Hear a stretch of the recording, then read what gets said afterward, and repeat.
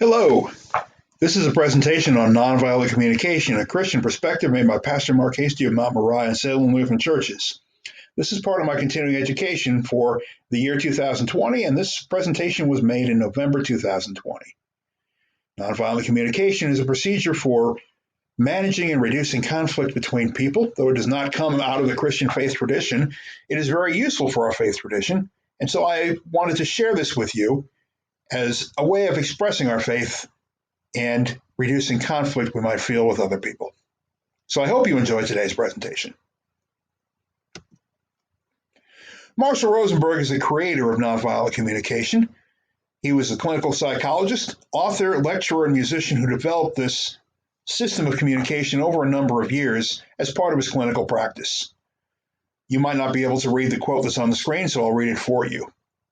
I'm interested in learning that's motivated by reverence for life, that's motivated by a desire to learn skills, to learn new things that help us to better contribute to our own well-being and the well-being of others. And what fills me with a great sadness is any learning that I see motivated by coercion. That really sums up the essence of nonviolent communication in a nutshell. It seeks to avoid using coercion to get others to do what we would like them to do, but rather invites them to participate in our lives and in making our life, their life, and everyone's lives better by expressing our feelings and our needs and our desires and finding ways to meet them together. The goal of nonviolent communication is to encourage people to give freely from the heart in a way that affirms life for others. It also works to overcome negative self-image, to create a sense of community and peace, to help others understand their deepest emotional needs, and to get others to give strictly for the joy of giving.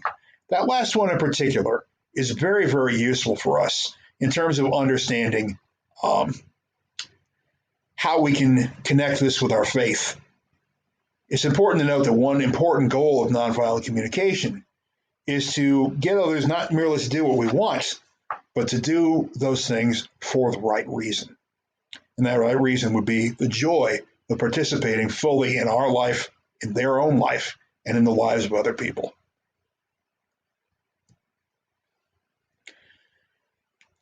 The best way to understand what nonviolent communication is might be to understand what nonviolent communication isn't.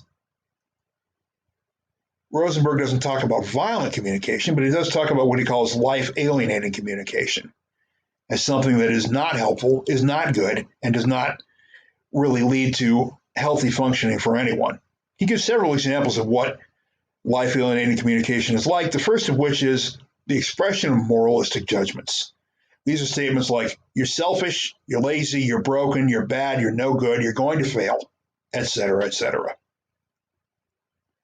These are judgments placed upon a person based upon our observations of their actions without understanding their inner needs or motivations. Moralistic judgments are distinct from value judgments. When we say something like, violence is bad and people who kill others are evil, that's a moralistic judgment. Compare that to saying, I am fearful of the use of violence to resolve human conflict, and I prefer resolving it by other means. In that case, we're expressing a value rather than a moralistic judgment.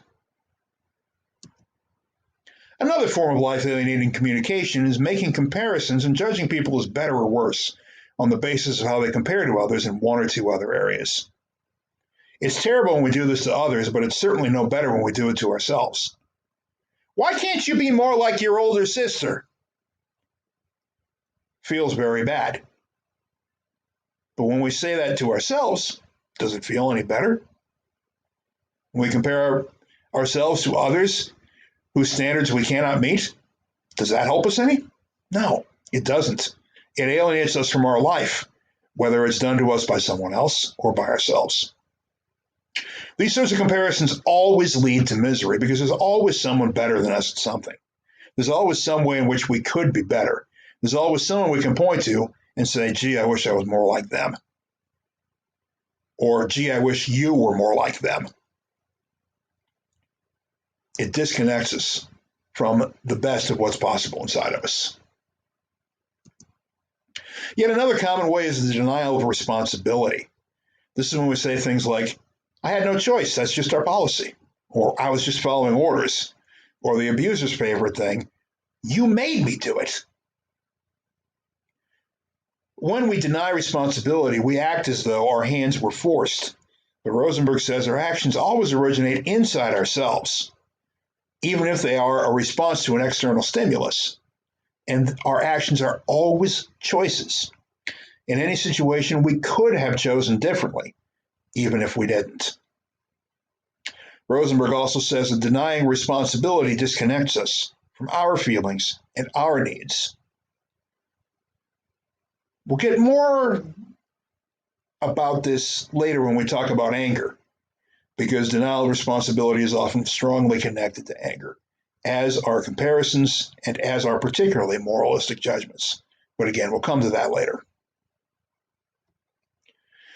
Lastly, one of the most common forms of life-alienating communication is when we make demands, which is insisting that others meet our needs through threats and or punishments. This never works as well as we hope it will. We might occasionally be able to scare someone into doing something for us, but we cannot scare someone into doing something for us happily or out of love. And as a result, demands create resentment. You do this or I'm gonna. No one's gonna ever do that happily. No one's ever gonna feel good about meeting your needs in that way. And more importantly, it's not how God works and not how God wants us to treat each other. We may think of God as a demanding, unpleasable authority figure, but there's no evidence that that's who God actually is. Consider the example of the Ten Commandments and the giving of the Ten Commandments in Exodus chapter 20. God gives the commandments and does not demand obedience, but rather makes clear that through its obedience or disobedience, Israel is choosing its future and telling Israel it has responsibility for how it chooses to receive these Ten Commandments. God never denies his own responsibility and says that, there will be consequences for you if you break these, but that's going to be the result of your choice. And then, when Israel breaks these commandments almost immediately, God gives them many opportunities to change their ways and never actually follows through on the implied threat that if they break the commandments, he will destroy them. He never destroys his people. But rather, he makes clear that Israel can choose a happy future or a sad one based on their acceptance of these Ten Commandments. All life-alienating communication is meant to disconnect us from internal motivations and connect us to external authorities who reward and punish. In other words, it makes us slaves to other people's whims and desires. But this is not what God wants from us. God does not want us to be slaves. He wants us to be free. And remember what Jesus said, if the Son sets you free, you will be free indeed. God understands that the best actions are motivated by love, not fear. And so we must be loved in becoming the best possible version of ourselves, because fear will never drive us to that point.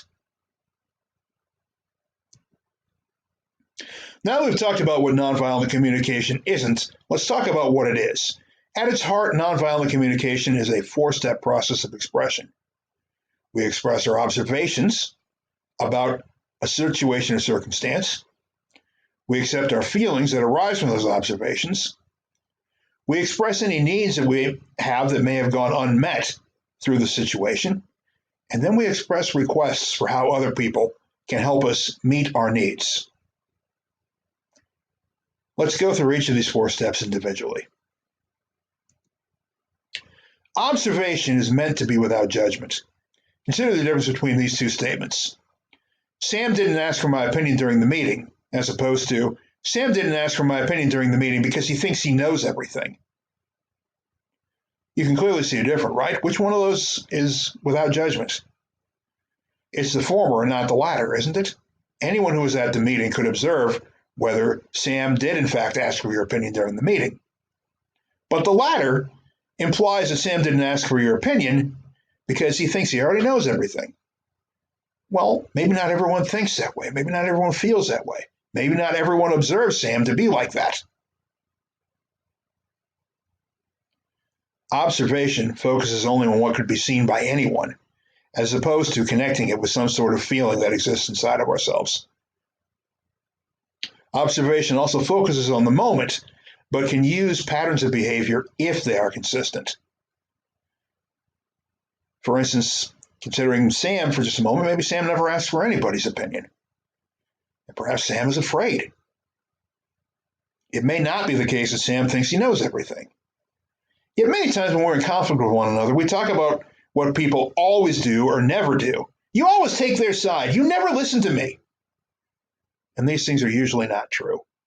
Instead, we have this tendency, tragic tendency, to focus on how other people disappoint us and not to focus on how other people please us or meet our needs. We're going to follow a consistent observation through this 4-step process. I want you to imagine a situation of two parents where one parent has lost their temper with the children just a little bit, and the other parent is concerned about that. That other parent might begin a conversation about the situation with the following observation. I noticed you raised your voice to the children just now. This is, again, something that could be observed by anyone. It could be observed by anyone who happens to be in the room at the same time. The next step is expressing feelings. This is not meant to be an outpouring of any childhood trauma we might feel or any kind of therapy session, but rather an expression of honest reactions to things we have observed. Again, returning to our example, I felt scared when you spoke to the children in a loud tone of voice. This connects the observation and the feeling without making a judgment. The stimulus was speaking to the children in a loud tone of voice, and the response was, I felt scared. Not, you made me scared or you frightened me, but I felt scared. It is disconnected from the other person and focuses solely on what's going on inside of you. Following that is expressing needs. And when we express needs, we express what we need, not what we think others need. Nonviolent communication is all about being connected to our own feelings and our own needs, and not those of other people.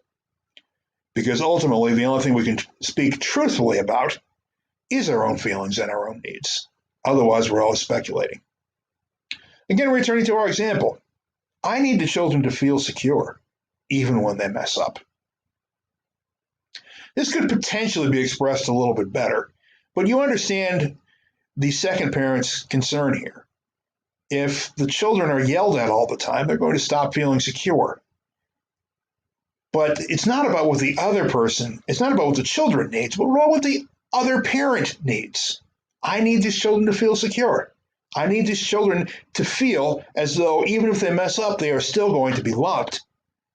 And it's not for their sake, it's for mine. Notice that this expression does not include a description of how the other person's actions might have failed to meet that need. Generally speaking, most people don't need to be told how their actions might have fallen short of the goal. Let others judge themselves. Don't do it for them. We're all perfectly capable of being our own worst critics. You don't need to provide help. Lastly, we go to expressing requests. And this is when we ask the other person to meet our need without turning it into a demand that is somehow connected to a threat or a punishment. Again, with our example, could you count to 5 before you raise your voice to the children like that next time? I would feel better knowing that you were aware of how your anger might affect them. This is not, again, about the children, but rather about the person's own need for the children to feel secure. And it's a small request.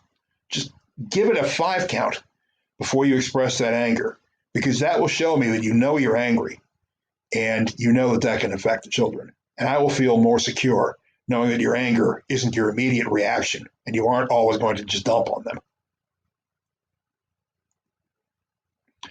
Now that we understand what nonviolent communication is, you might be asking yourself, well, but why should we use it?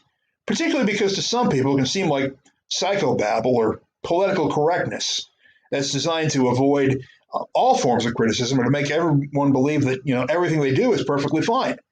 Well, no, it really isn't that, but it can be taken too far. But really what NVC, nonviolent communication, is about is empathy. And in life, we all need empathy from time to time. And nonviolent communication is all about creating that empathy. As I said at the beginning of this video, We don't just want others to do things.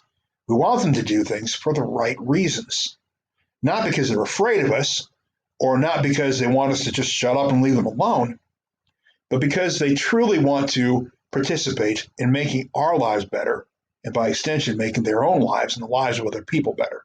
We invite people, in other words, to meet our needs in a way that gives and affirms life.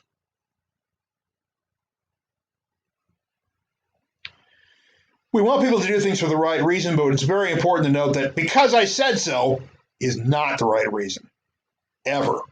And I'm not kidding.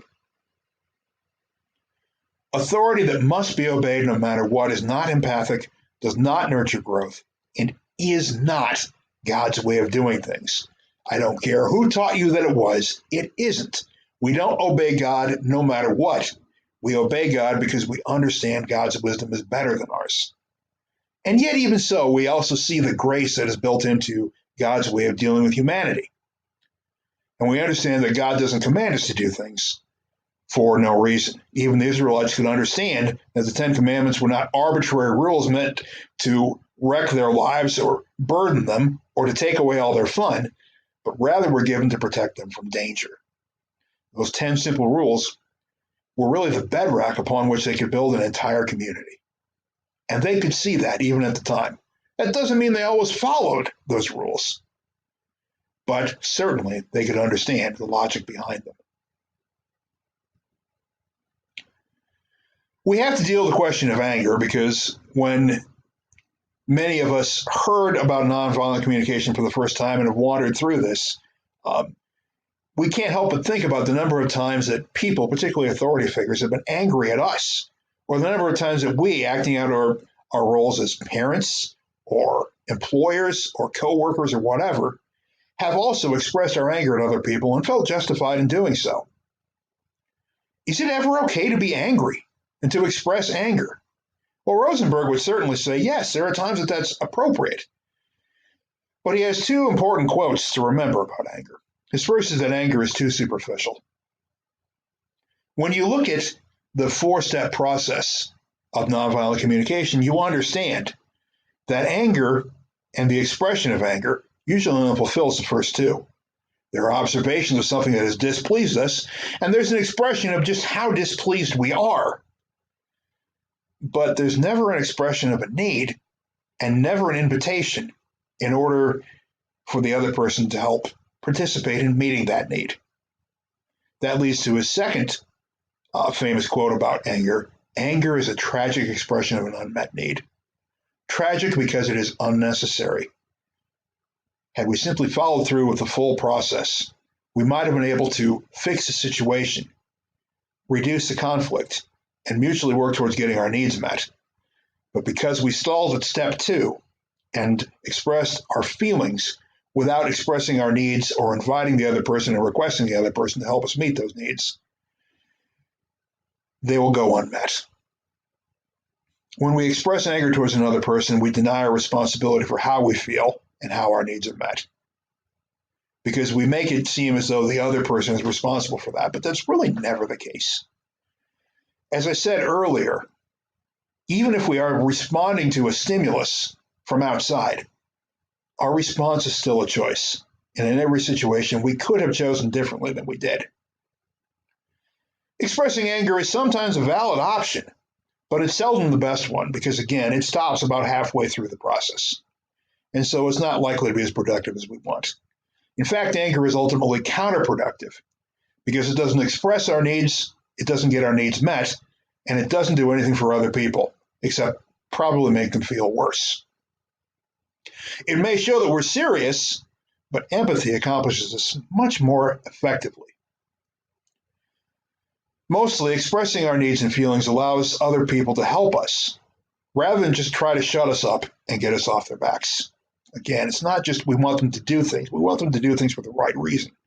We don't want people to do things because they're afraid God will zap them if they don't, or because we're being annoying and they want us to stop annoying them. We want them to do things out of love. In order to get people to do things out of love, it is necessary to love them first. Still, Rosenberg does say there are times we have to express anger. And he says, before we do, we should follow this 4-step process. Step 1 is to stop and breathe. Step 2 is to identify our judgmental thoughts. Step 3 is to connect with our needs. And step 4 is to express our feelings and unmet needs. We're going to explore this with another thought example.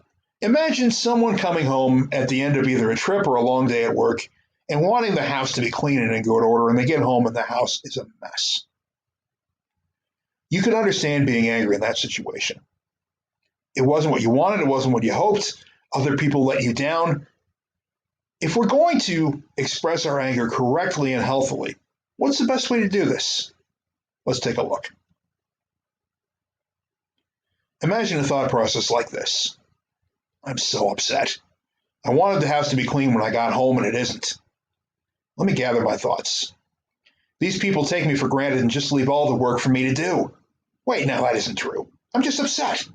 I wanted to walk into the house and not face a bunch of stuff that needed doing because I'm tired and I want to rest. Here's what I'll say. I see the house is messy. I'm tired from my trip or from my day at work, and I really need the house to be in good order. Would it be possible for you all to choose some cleaning tasks to do right now and then do them while I rest for just a while? Notice how this follows our 4-step process. First, an observation is expressed. I see the house is messy. Next, we express our feelings. I'm tired from my trip or from my day at work. Then we express a need. I need the house to be in good order. Finally, we express a request. Would it be possible for you all to choose some cleaning tasks to do right now and then do them while I rest for just a little while?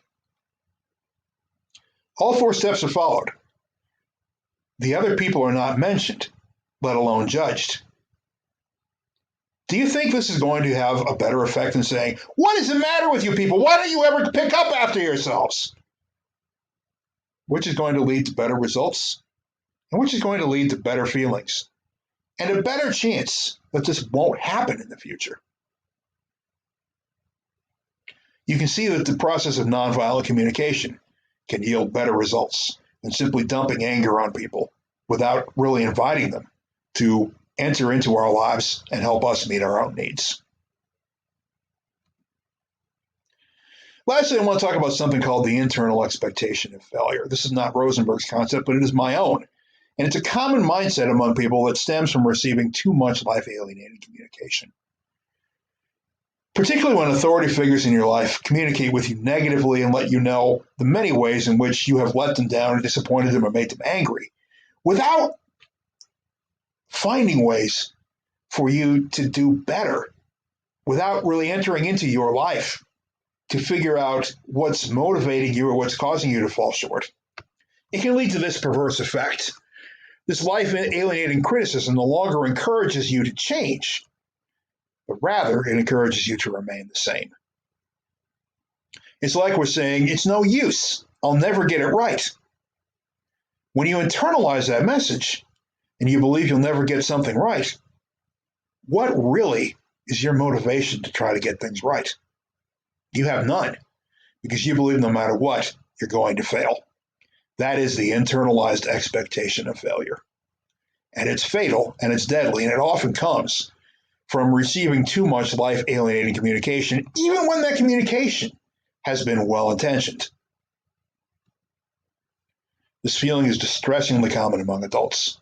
I estimate that at least half of all adults believe that they cannot consistently do the right thing in such a way as to please the authority figures or the important people in their lives. And so they wander around all the time, feeling like the shoe is about to drop at any minute. This expectation comes to us from a lot of places. Most of us learn it from our parents, in school, in the workplace, from TVs, movies, or internets, almost everywhere. You learn it from coaches, you learn it from band directors, you learn it from neighbors, you learn it from relatives, people who are just always angry with you and who are constantly communicating to you, you're no good. You're a failure. You don't meet my expectations. Many times they do this with the best of intentions, hoping that you'll examine yourself and try a little harder. But when someone has internalized the expectation of failure, this sort of criticism just makes them fail more, because it only affirms the negative image that they already have of themselves. And to me, this is one of the best reasons why adults should use nonviolent communication with children and with other adults, because I think it's the best way for those who have internalized this expectation of failure to overcome that really strong negative internal programming. Nonviolent communication avoids judgment, invites people to meet our needs, and through doing this can overcome this sense of internalized failure. When we make even the smallest bids of other people for help, the smallest requests, those can yield large changes in self-image. When someone finds that they can help meet our needs, that they can please us, they can make us happy, then it's more likely that they'll try the next time. Their motivation changes. Their expectation of failure begins to diminish, and they begin to realize, maybe I don't screw everything up. Maybe I can do some things right. Maybe I should believe in myself a little bit more, because it sure seems like I don't get everything wrong. But most importantly, nonviolent communication is consistent with biblical advice on you shall love your neighbor as you love yourself. As many people point out, that requires a person to love oneself. It could have been stated love your neighbor more than you love yourself, but it's love your neighbor as you love yourself. Stressing that self-love is also important. There are many Christians who believe that others are children of God and his beloved creatures, but have a hard time believing that among themselves. Yet when we pray and when we sit down with God and we're honest with God, what do we want? We want empathy. We want to be understood. And we want to be understood by others. But if we want to be understood, we must also understand. If we want to be loved, it's not enough simply to be lovable, but we must also love others first. If we want empathy, it's important for us to give it to others and to be willing to make that first move. And nonviolent communication, in my opinion, is the best possible way to show empathy to others by avoiding judging them, by avoiding making them responsible for our feelings, and by inviting them to help us meet our needs. So I encourage you to follow this practice and learn more about it. And if you'd like to learn more about it, here are some ways that you can. First of all, a full nonviolent communication seminar, totaling 9 hours plus, is available on YouTube. All you have to do is go to the search box and type in nonviolent communication seminar, and you'll find it. It's in several different parts. I've watched the entire thing. I think it's pretty good, but I understand that not everyone is going to want to sit through an entire 9 or 10 hour seminar. But if you want to, it's out there. Another good resource is the website of the Center for Nonviolent Communication, which can be found at www.cnvc.org. And lastly, there's also Marshall Rosenberg's book, Nonviolent Communication, A Language of Life, which is fairly easy to find. You can get it from Amazon, Barnes & Noble, or any small local bookstore. If it doesn't have it in stock, would probably be perfectly happy to order it for you. It's in print. It's not expensive. It's not overly technical. And I highly recommend it to you. It's an excellent self-help book that I think will teach us a lot about how to go through the procedures of nonviolent communication. So I hope you've enjoyed this presentation. If you have any further questions, feel free to ask me either in the comments down below or just by reaching out to me. Thank you, and God bless you, and thank you for sharing your time. Have a good day.